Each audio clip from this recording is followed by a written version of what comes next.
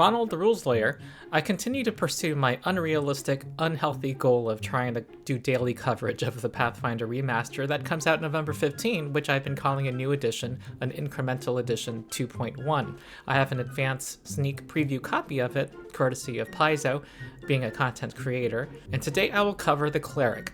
And I did a lot of prep for this, maybe too much. I went over all 37 domains and compared the remaster versions of the domain spells to the core rulebook ones. So I didn't just go through the cleric section of the book itself. I looked at spells, and I think I kind of over-prepared. I won't be able to go over all of that stuff. I don't want to make a video that is too long. This video will be meaty enough.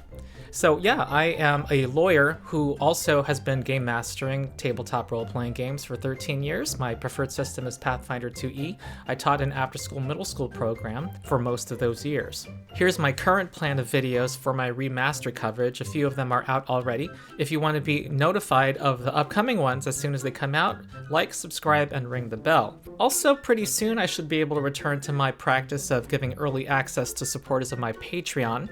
These current videos are time sensitive and there's a lot to cover, so the amount of early access is going to be less right now. But after the remaster, I will be trying to return to 1 week in advance. But the other benefit of my Patreon that exists right now is exclusive access to some videos, including my 3.5-hour recording of me and others going through the player core and GM core. Okay, so on to the main event. The Cleric. First, because there are some newcomers to the system with the remaster, I'll give a very brief overview of what the Cleric is before jumping into what's new. The Cleric is the religious spellcaster in Pathfinder 2E.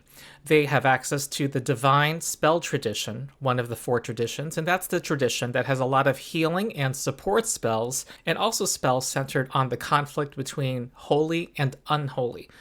The remaster is removing alignment. So creatures from the outer planes as well, for people familiar with D&D's traditional cosmology. Also spells themed around life and death, and undeath, including the undead. Mechanically, the Cleric in Pathfinder 2E, their big part of their power budget is their divine font. It's an additional pool of spell slots that they get per day that is committed to either heal spells or harm spells. Heal channels vitality, formerly known as positive energy, the energy of life. Harm does the opposite. It channels void energy and deals with unlife. Whereas other primary spellcasters have 2 to 4 spell slots per day in the first spell rank, the lowest level of spell power, you as the Cleric get 6 if you include your divine font. So this is the class to be if you want to be a really good healer in your party, but not all clerics are benevolent. You can have evil, unholy clerics as well who engage in necromancy or want the world to be destroyed. Being a cleric means you are a holy or unholy partisan for your god, channeling their will through magic. There are 2 major subclasses for the cleric. There's the traditional D&D cleric of the armored warrior, who can wear armor and hold their own in battle. That's the warpriest, and here it means less focus on spellcasting. And there is the spellcasting focused one called the cloistered cleric, who's not trained in armor, and starts off with a domain spell. Domain spells are a kind of focus spell. Focus spells can be recharged. You start with a focus point pool of 1. Refocusing for 10 minutes gives you that point back. So here you get additional castings of a particular spell that you can repeat throughout the day. And as always with Pathfinder 2E, at every even-numbered level you get a class feat, a way to further customize your character within their class. You get to choose from a menu of more class features, basically, for your character. If you're coming from D&D 5e, think of the Warlock with their invocations.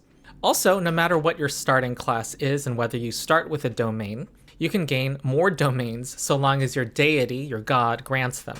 And there are 37 domains, so this is another way to customize your cleric. They range from healing to passion to tyranny. Now on to what's new in the remaster.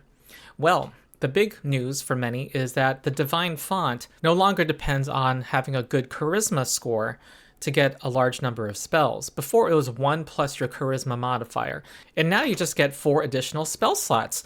You can have a terrible charisma and not be gimped in this department.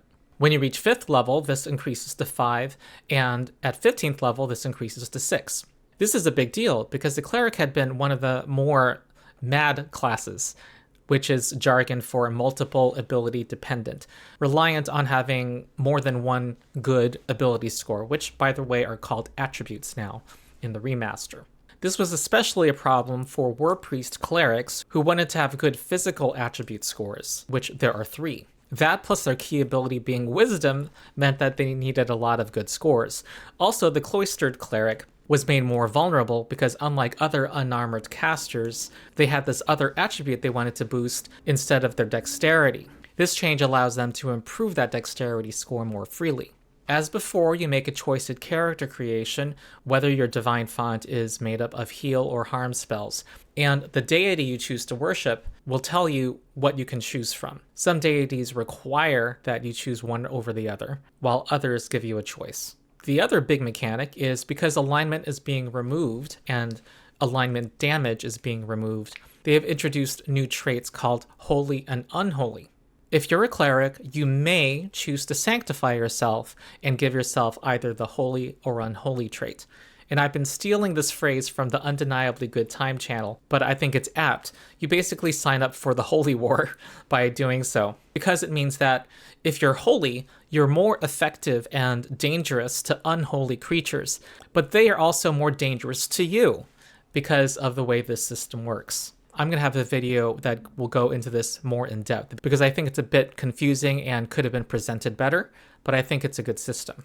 What deity you choose determines whether you can be holy or unholy, and also whether you have a choice at all. So a couple of examples. Gorham is the god of battle. You can choose to be holy or unholy, but it's not a mandatory choice. It's something you can choose. Asmodeus, on the other hand, basically fantasy Satan, requires that you be unholy if you are a cleric of Asmodeus. You must sanctify yourself in this case. Now, importantly, and to lessen confusion, I will point out that your divine font, which has the heal or harm spell, cannot be a holy or unholy effect by default. It's easy to confuse the two spectrums. Holy and unholy are like good and evil, whereas heal and harm are on the spectrum of life and unlife, in this system called vitality and void. The heal spell brings life, or destroys the undead, but it's neutral on the holy war. However, there is a way to make your heal and harm spells holy or unholy. And not only that, make them affect creatures that are the opposite of you, regardless of whether they're alive or undead.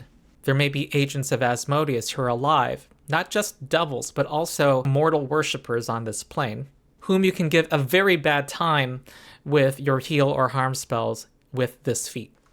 Also, there are some spells that are holy or unholy, not a lot of them, and it is almost always anathema to cast one of those if it's the opposite of your traits, if you're sanctified. So one of these few spells is Holy Light, which used to be called Searing Light. So this is holy regardless of what your trait is. So if you're a worshipper of Asmodeus, casting this spell would likely be anathema and endanger your magical abilities. Also, I'll point out to veteran players that there's a new sentence added, which says, many actions that are anathema do not appear in a deity's formal list. Talk to your GM. Every deity has like a phrase or two saying these things are anathema. You want to be mindful of that god's overall goals. So a little more on deities. Here's another deity, Caden Kalian, the god of drunkenness and freedom, which, yes, is a deity in the Pathfinder campaign setting. They now have this new line called Divine Attribute, and for Caden Kalian, it is Constitution and Charisma, for understandable reasons. Now, I looked up in this book, what is this used for? And there's only a couple of situations. One, there is a background called Raised by Belief. Like other backgrounds, it gives you one free boost and another boost that must be one of 2 attributes. What that must be is determined by your deity. The other is a high-level class feat that lets you improve one of a character's attributes. We'll get to that later. Also, your deity determines which domains that you can get domain spells from. On domain spells, they are now grouped by domain in the player core book. This is the very first domain in that section. This is a thankful reorganization for when you're trying to choose what domain you want to focus on. Another big change for the cleric is that they get a general spellcasting proficiency, and this improves up to master or legendary if you're a cloistered cleric. This proficiency applies to all spells you cast, including those that you gain via archetypes. So this gives you more freedom to broaden your spellcasting. Since you're a wisdom spellcaster, you can archetype into druid and cast primal spells using this proficiency, and that includes a lot of damage dealing spells like chain lightning. Another big change is that they have buffed the warpriest doctrine, the warpriest subclass. And they were explicit during the remaster streams that this was a goal of theirs. One of the problems they pointed out was that the cloistered cleric had abilities that the warpriest could not access, and that the warpriest's advantages, many of them could be taken by the cloistered cleric through feats and archetypes. They've done a number of things to buff the warpriest, many of them through new feats that I'll go into later in the video. But on the list of class features you gain automatically as a result of your doctrine, there are a few changes. Mainly at 7th level, you become expert in not just your favored weapon, but all martial weapons, simple weapons, and unarmed attacks. Still, only your deity's favored weapon lets you get a critical specialization effect, though. Also, at 19th level, you can become master in your favored weapon. The change to the divine font not needing a high charisma also gives you more freedom to buff up your physical attributes. The rest of the buffing will come from the feats that I'll go through. But yes, you can be a viable character here. And remember, your spellcasting proficiency won't progress like the cloistered cleric, but there are many spells that don't have you go up against a monster's stat. So, like buff spells, heal spells, summoning spells, and other spells. Okay, now on to what many of you have been waiting for, the feats. Basically, with the player core and the reorganization of these books for the remaster, it looks like they had the goal of combining all of the feats from the two books before, the core rulebook and the advanced player's guide, into each class's entry. So the cleric has all of the feats from the core rulebook and the advanced player's guide, with a few exceptions that I'll list, plus more. And by my count, there are 14 new feats that I'll be going through here. I'll also be pointing out changes to current feats that jumped out to me as the most significant.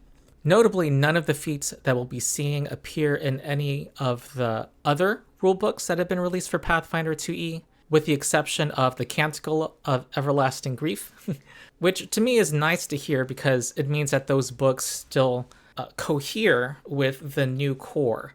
These new core books truly replace and limit themselves to replacing the current 4 core books. At least it seems so far.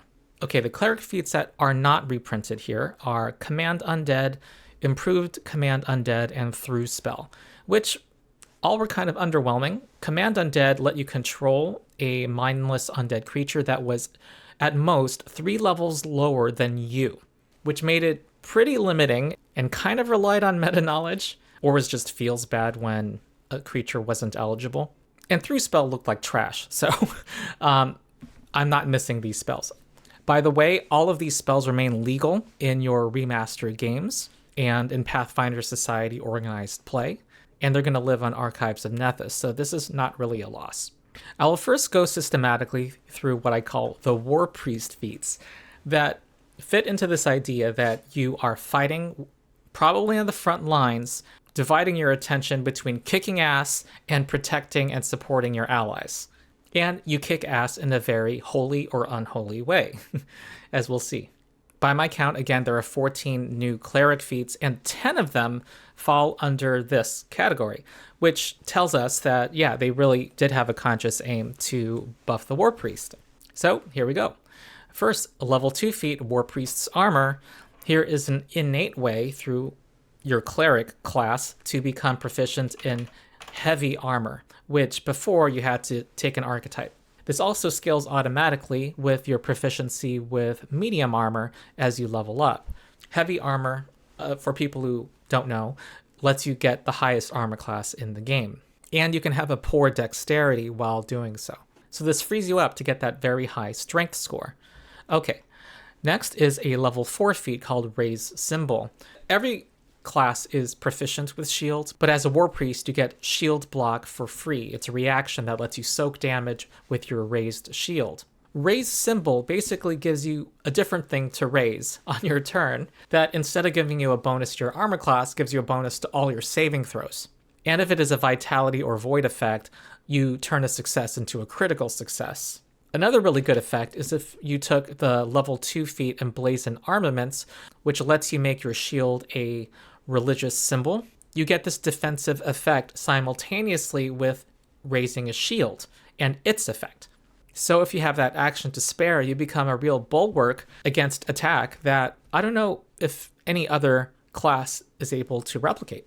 Another feat is Restorative Strike. For 2 actions, you can heal yourself and strike a foe, and if that lands, you get to heal another ally adjacent to that same creature. You're limited to the weaker 1-action version of your healing spell, but this is great, and I see the most important use case being when an enemy knocks out one of your allies. You get to run up to that creature, hit it, and simultaneously bring back your ally. You also get a +1 status bonus on your attack if it's your favored weapon. The next one is a level 6 feat called Divine Rebuttal, another reaction that you get. The "oh no you don't" feat, I like to call it. If an enemy tries to do a magical attack against one of your allies and your ally has to do a saving throw, you get to try to hit them. It's like your own kind of attack of opportunity. It must be with your favored weapon, and if you hit, your allies get a significant bonus to their saving throws. Also, and this is nice, if you are holy or unholy, your weapon strike gains that trait. So you might be triggering a weakness to that damage also. Level 8 is Zealous Rush. This is great for your action economy. As a reaction, whenever you cast a divine spell, you get to stride up to half your speed if it's a 1-action spell, and up to your full speed if it used more actions. One of the problems with the War Priest up to date was the action economy and doing several things at once. Healing allies, buffing allies, protecting allies, all while kicking ass yourself and moving, which costs an action. This helps deal with that, though it's at the cost of your reaction, which brings interesting choices. Okay, next is Sapping Symbol. If you already have the Raise Symbol feat, this level 12 feat, it basically, because Raise Symbol deals with attacks targeting your saving throws, this gives you an additional use against melee attacks. As a reaction, you can enfeeble, weaken that creature if your symbol is raised. If you have Emblazoned Armament and your shield is a religious symbol, this competes with your shield block reaction. Do you want to lessen the damage you take, or do you want to enfeeble that creature to protect yourself and your allies from it? Next is a really good feat, I think, Channeling Block. This, when you shield block, lets you expend a heal or harm spell and vastly increase the hardness of your shield. It increases its hardness by 1d8 times the spell's rank. And remember, hardness reduces the incoming damage to you and to your shield. To give you an idea of how strong this is, the Sturdy Shield, that is level 13, has hardness 15 and 120 hit points. If you cast Heal or Harm using your Divine Font, which is maximized to your highest spell rank, you can increase that hardness an average of 32.5 points. So give it hardness 47 or 48.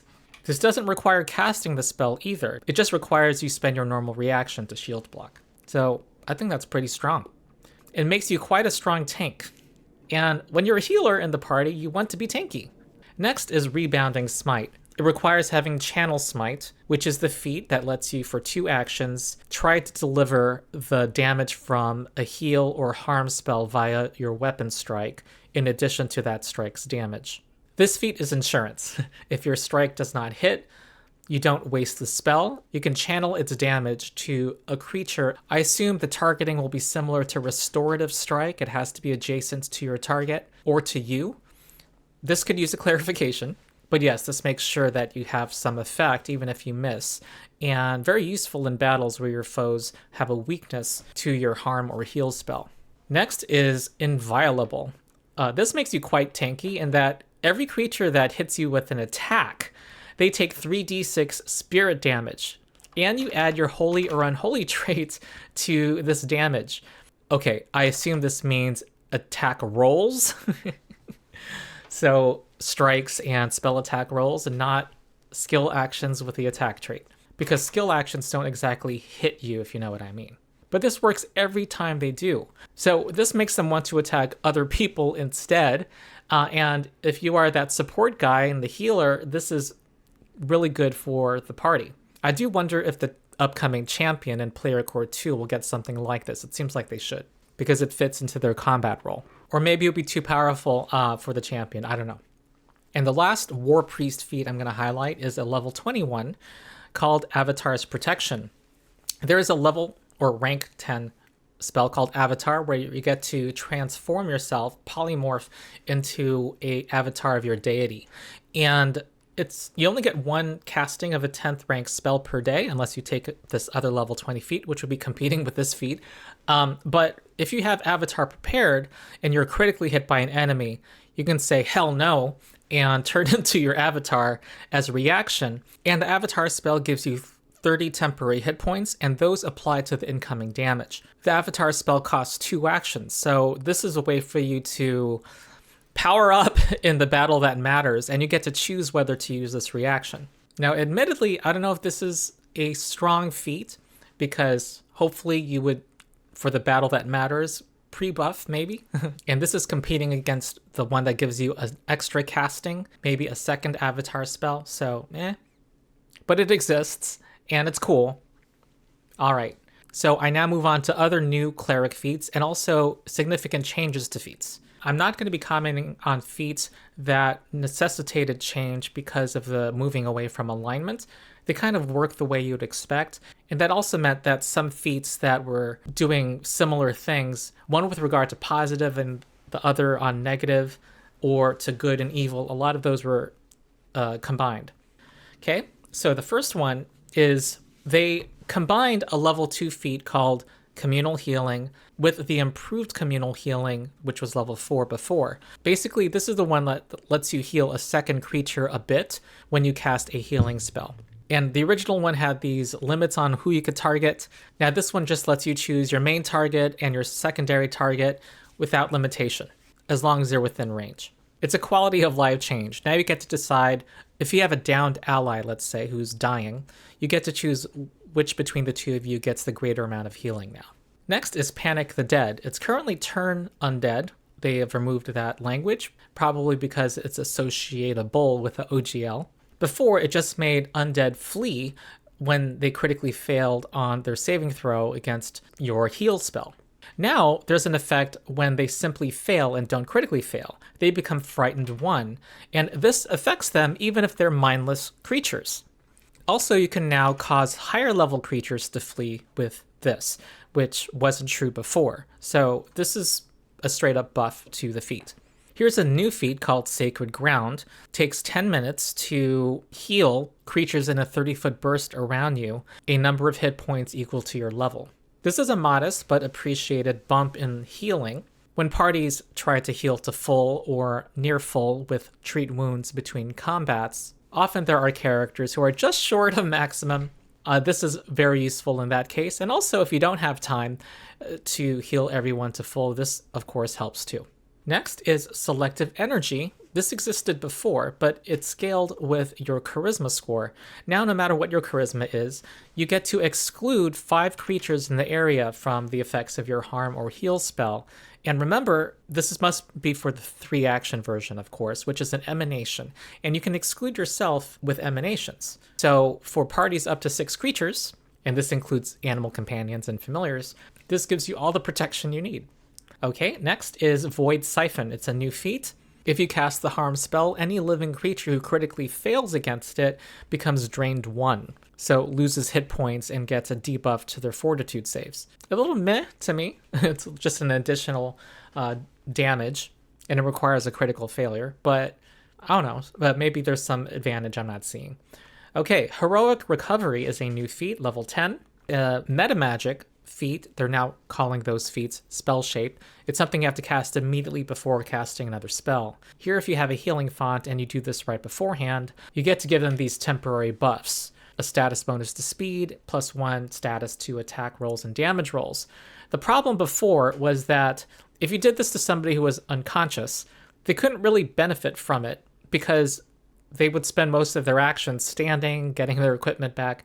This one lets them stand up immediately for free without provoking reactions now. That's an addition, and it's welcome. They basically kip up from the ground, and therefore they can use these bonuses and have the actions to spare to use these bonuses. The next feat is Fortunate Relief.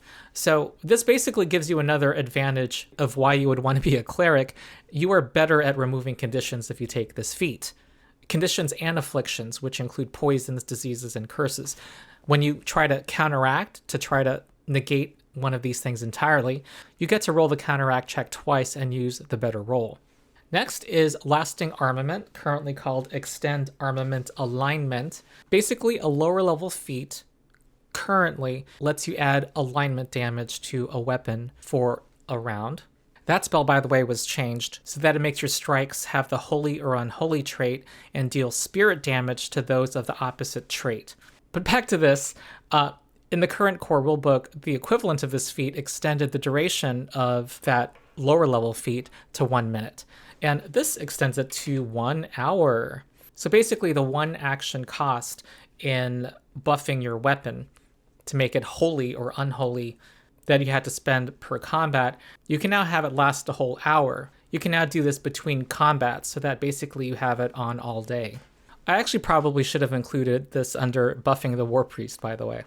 Okay, next is Divine Apex. This is a new feat. This lets you turn an item into an apex item. It brings someone's attribute up to +4, or alternatively increases their attribute by 1. You can only do this for the 2 attributes that are listed under your deity's entry. You can do this on any creature, and you do it during your daily preparations. However, I'm not sure how useful this is because it says a character can benefit from only 1 apex item at a time as normal. And apex items, I think, are kind of assumed by this point in the game. I honestly don't know. Maybe it makes more sense to remove that last sentence. It gives you an extra bonus apex slot, maybe. I don't know. The last feat I'll comment on is a changed feat. Echoing Channel currently lets you cast a 2-action healing spell and choose an additional target adjacent to your target or to yourself who gets the 1-action version of that healing spell. So spread the love. Really good for bringing up downed allies. Echoing Channel is buffed so that second target can be just anyone within range, within 30 feet. So it's like Electric Arc, but you're healing people. Okay?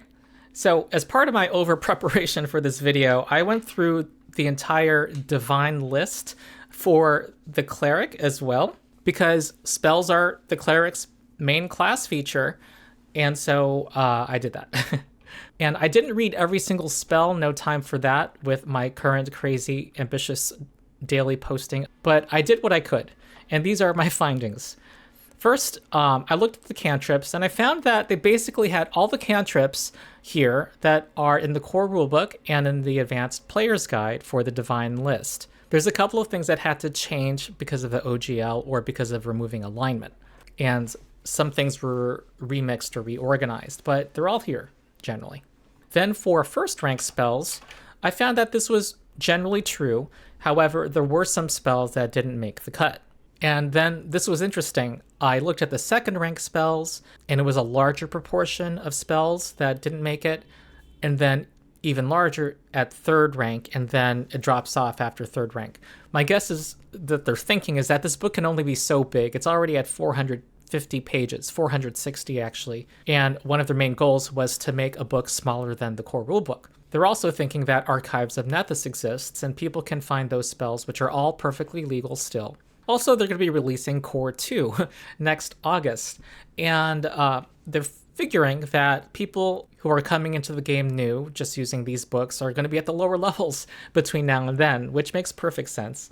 And if they like their game enough to get up to level 5 and above, they probably are interested in Core 2 anyway. Anyway, that's my thinking. But this does mean that the Divine List, which is the shortest list of the 4 magical traditions, also shrinks a bit more in this book. So we get to a point where this is the list of the divine 8th rank spells and 9th rank spells. Pretty modest. In the core rulebook right now, these are not much larger, but they are larger.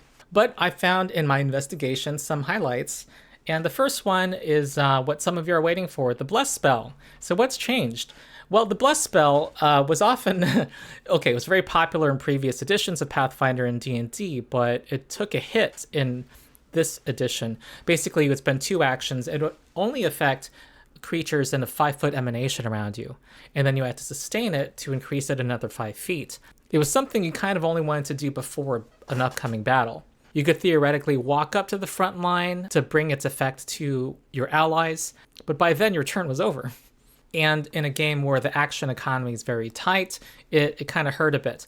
And it didn't feel good when the bard was right there, spending 1 action to give everybody a +1 status bonus to their attack rolls, and doing more things on top of that in a 60-foot emanation with little effort and casting one of their 2-action spells on top of that. So what's happened is that the Bless now starts with a 15-foot emanation. And every time you do the sustain action, it has a duration of 1 minute like before. You don't have to sustain it.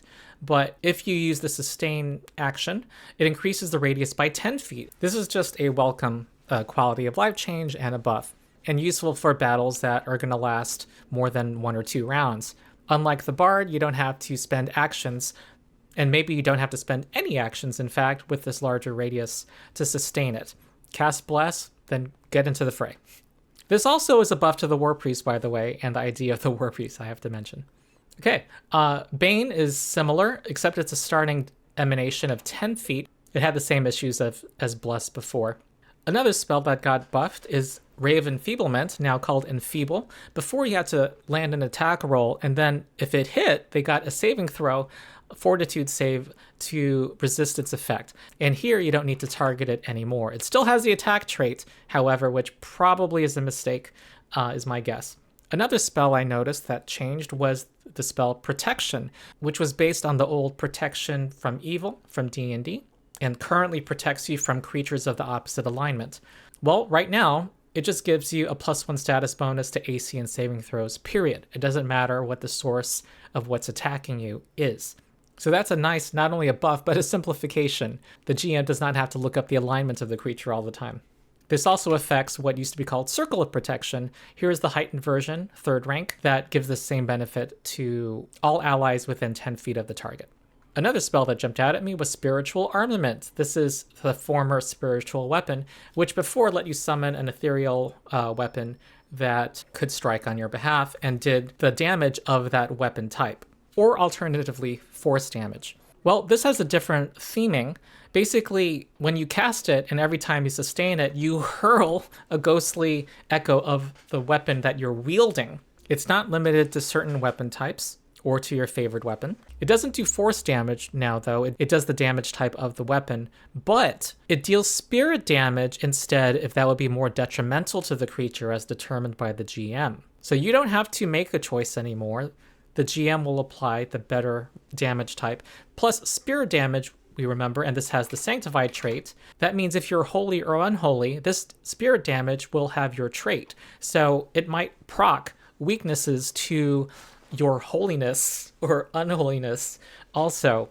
Next is, there's a set of spells currently in Pathfinder that remove bad things, I'll call them. Afflictions like curses, diseases, and poisons, and negative conditions. And this was spread out among a large number of spells, as you can see. R2 refers to this being a 2nd rank spell. Well, now they have been reorganized into 4 2nd rank spells that I am now showing on the screen. These tend to have broader applicability than the narrower ones from before. I'm not including Dispel Magic, which still has its use on a wide variety of magical effects. We also see some standardization of how they operate, and I'll go into it. Cleanse Affliction deals with afflictions. That's a term in this game for curses, diseases, and poisons, which usually have this track where you oscillate between stages. Clear Mind deals with things that affect your mind, plus Stunned and Doomed, which are there too. Sound Body tends to be physical things, and Sure Footing is those things that restrict your freedom in some way. Also, Clumsy is here significantly. It's not under Sound Body. Stunned is under all of these last 3 at rank 8 and above. But yes, Clear Mind can remove the confused and controlled conditions, and also the stunned condition. I don't think there's a current spell that removes stunned specifically.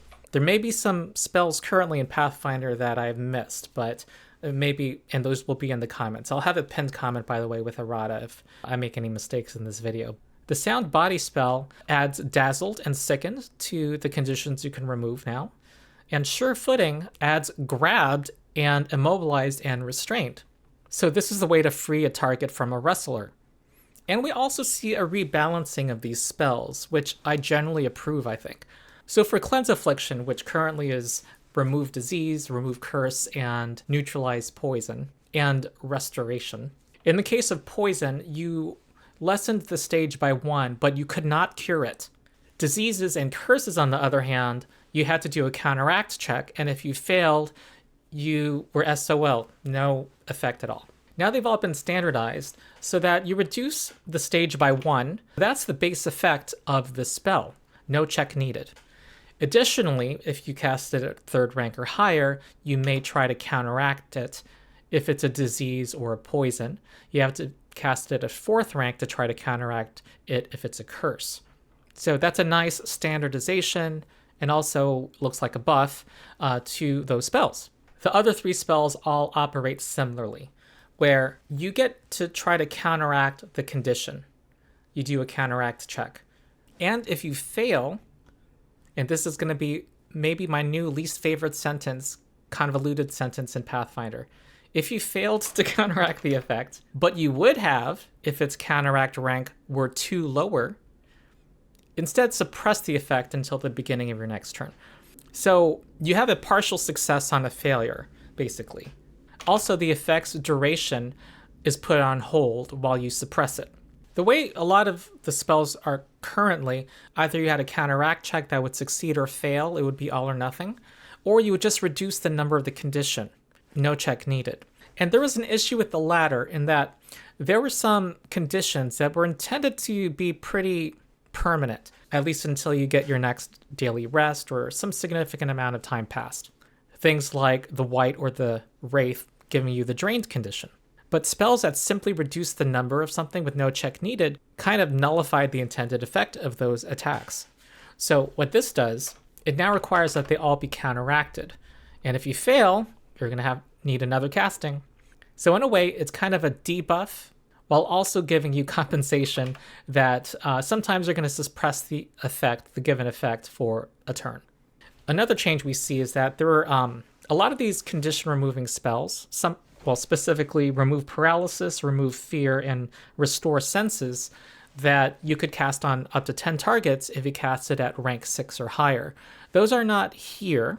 However, if one is going by Pathfinder Society organized play rules, all of those spells remain perfectly legal because they all are under different names. As long as they haven't been revised in the remaster with an identical name, they are still legal spells. So those technically are not gone, and they're going to be in Archives of Nethys. Okay, now I'm kind of doing a deep dive within the deep dive. On the sentence I don't like, I'm going to show you some things on the screen that help me grok it. Okay, this is language from the current core rulebook on what the 4 degrees of success are for counteracting. Counteract is the most complex subsystem, in my opinion, in Pathfinder 2e, and this was not adequate for many people. They now add this chart, this counteract table for the first time, which is going to help some people and is appreciated. So you determine your counteract rank on the left, and you get to see which ranks and levels of effects that you're trying to counteract you succeed at counteracting. However, we now have our new excruciating sentence. So I just want to show this on the screen. Okay, this is how I would organize this information personally, while having a separate chart that just lets you cross-reference the level of something on the left-hand side and the rank on the right-hand side. Now, here's our sentence. If you fail to counteract the effect, but you would have if its counteract rank were 2 lower, then you da-da-da. Well, this is what that would look like. And I highlight the differences between the 2 charts. Some people may think of thanking me in the comments for putting this up on the screen. Not necessary. I did this because I was annoyed. Now, back to the main topic. Being able to suppress something on a failure is kind of a big deal because some of these conditions like stunned and petrified, they free up somebody to act. And if someone is grabbed on that creature's next turn, they can just walk away. The heightened version also frees them from restrained. So this might be an important thing to bring along with you under what I believe is the buffed new monster rules for the special grab effect. Oh, and by the way, I must say that the fact that stunned requires 8th rank to counteract makes me think that the stunned condition is intended to prevent you from acting. I'm going to add that to the mill and to the controversy. Okay, back to the main topic. Changes in spells. There are some spells that I think they changed with the intent of giving some of a damage buff to the cleric. First of all, I do think that the new mechanic of spirit damage and being able to add your holy or unholy trait itself is kind of a buff. But here's a few spells that kind of demonstrate that and also just kind of stand on their own as buffs. Divine Immolation, this is the new version of Flame Strike. Currently, that does fire damage to a 10-foot burst in a column that goes up 40 feet, I believe. This increases the radius now to 20 feet, and some of that damage has been converted into persistent fire damage. It sets them on fire, very biblical. But also, they may take spirit damage, and this has the Sanctified trait, so your spirit damage would be holy or unholy if it would be more detrimental to the creature, and that's determined by the GM. So if they have a weakness to your holiness, then this will apply. So that's a buff to Flame Strike. Another spell, damage spell that I think was buffed is Blessed Boundary, which currently is called Blade Barrier, but they changed it because of the OGL. Blade Barrier currently lets you draw a line and do force damage to creatures on that line or those who enter the line. Now it can be up to a 60-foot burst, and you can scale it in 5-foot increments, so much more flexible. It also has the Sanctified trait, so you add holy or unholy to your damage. Now, okay, I just got sidetracked recording this and researched this because it does not do spirit damage. And I wanted to confirm whether the holy or unholy trait would apply to force damage, the force damage that this applies. And I looked up holy and unholy, and it says that creatures can have a weakness to effects with that trait. So I think it extends here.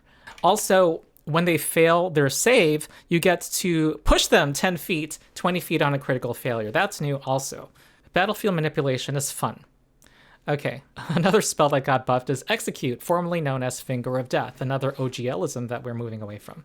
But Finger of Death right now targets a living creature and deals negative damage to the target. Well, that's now void damage, but also it can now be used against undead creatures, and you can do vitality damage.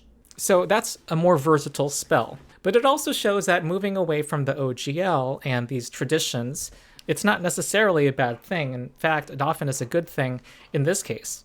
Another thing I found in my investigation is that some spells that were not divine before are. So what are some spells I found? Grim Tendrils. I was surprised this was not a divine spell already. This is the one that did negative damage before. That's now in the divine list. Mystic Armor used to be called Mage Armor. Very good for cloistered clerics to get access to this. So another little buff in survivability for the cloistered cleric. Runic Body. This is currently called Magic Fang, but this now lets you buff unarmed attacks as well, which makes sense because, I mean, it's an attack. Why not be able to buff it? And also some clerics have a deity that has unarmed attack as a favored weapon. Marvelous Mount, currently called Phantom Steed, is now available to the divine spell list. Speak with Plants is also now available. Fly is available, which is welcome. And I was surprised by this, but not unhappy that we now have dragon form. You can now turn into a dragon as a cleric. Isn't that cool? But yes, here's the dragon form spell. That's a wall of text, but actually pretty easy to adjudicate at the table. Then lastly, I covered domain spells, and there are 37 domains that can be made available to the cleric via their deity. Each has a first rank focus spell. And remember, focus spells you can recharge between combats by doing the 10-minute refocus activity. And a higher level advanced domain spell that you can get with an 8th level feat. Now, I read all 74 spells and compared them to the core rulebook, And I could do another hour-long video on that, but I'm not. This video is too long because there's a lot of little changes. I just want to show you some general observations I found. One thing I found is that they did do a balance pass, basically trying to shore up weaker focus spells.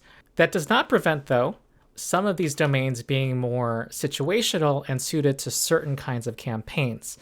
Let's take the secrecy domain, for example. These are things that are more useful in a more roleplay heavy campaign with intrigue, which is okay to me. If you're choosing this domain, you chose it for a reason.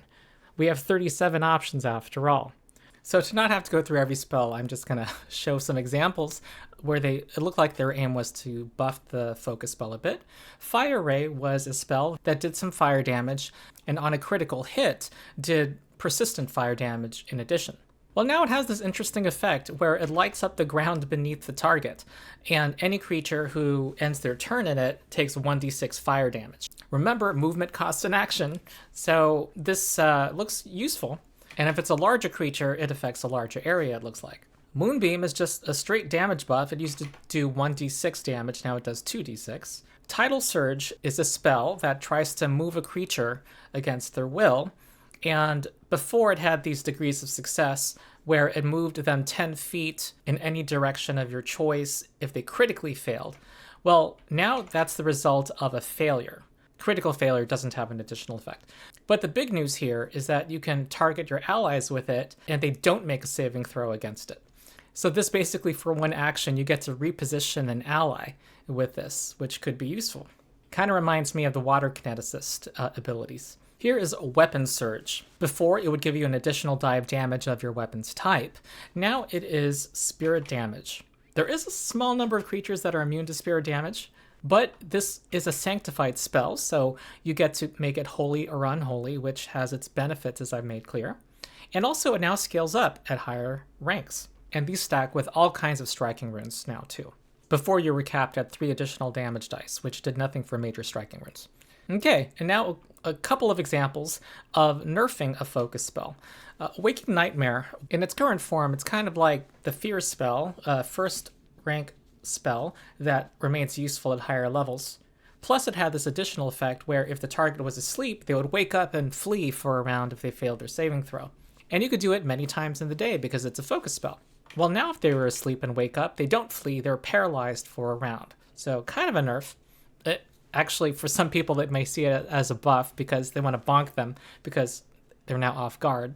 Actually, I'm not sure this is a nerf anymore because I see also that they take additional mental damage every time they're hit by a strike, so long as they're frightened by the spell. So that's cool and thematic. Another spell that I believe is nerfed are these 2 focus spells from the Tyranny domain. So the change here is that you can't really spam it on a creature, either of these focus spells on a creature anymore, because they become temporarily immune for an hour regardless of the result. However, since making this slide, I see that they've also buffed it, both of these, in other ways. Touch of Obedience lasts longer when they succeed on their saving throw, and it now makes them Stupefied 2 instead of Stupefied 1. And if they critically fail, they drop prone, which is cool and thematic. And also, for Commanding Lash, they get a penalty if they have one of these negative effects on them to try to resist your order. So it's more powerful, but you're only going to use it once per battle per creature. So it's a side grade, but actually probably more of an upgrade. And so maybe not really a nerf. Okay, so closing statement. I think that in general, they've buffed the cleric. And that seems to be generally the theme of the remaster. I think that to the extent people felt underwhelmed by a certain option or spell or feat, they gave it a little love. It's Pathfinder, the Little More Love edition. It seems like in 2019, in their zeal to make a balanced game, they erred toward restraint and being conservative with things, and that restraint has been loosened a bit since.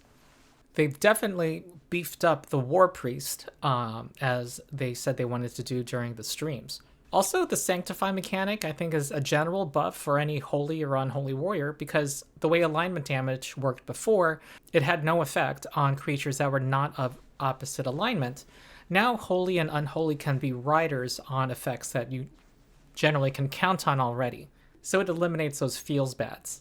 You can still use content from old rulebooks, and Pathfinder Society Organized Play has made clear that if something has not been superseded by a new remaster version with an identical name, that thing is still legal in Organized Play. And so I imagine many groups will have the same treatment at their tables. But I'm not finding many instances where something has the same name and has been made weaker. I thought I did with those tyranny focus spells. Maybe I'll find more through as I investigate more of the book, but it seems like in general the trend is to buff things. Now, there is division on online forums about the state of cantrips in the game, which I hope to be able to treat in another video if I have time. I want to end with one last thing that I noticed, which it struck me that you can, okay, let's say you're a follower of Gorham. It struck me that you can be sanctified as holy and have a divine font that is harm spells. Because look, so long as your deity allows it, you can choose to have a divine font of either kind. So if you're a worshiper of the god of battle, Gorham, it clearly lets you have a divine font of either harm or heal. You also can choose to sanctify as either holy or unholy. You get to choose your options a la carte. So you can be a holy cleric that does harm spells, and to clear this up in my mind, I just reminded myself that holy and unholy is one spectrum, and vitality and void, which heal and harm spells are, is a different spectrum. And so you can have a battle cleric, a warpriest who fights with weapons, who also is a necromancer, which I thought was really cool. Now, this isn't exactly new with the remaster. You had this ability currently in the core rulebook, but what's interesting to me is that because this seems more thematic now, because before you were just good or evil by virtue of your alignment, which also could kind of shift during a campaign. Everyone had an alignment. So there's just greater significance now because it's a choice you make.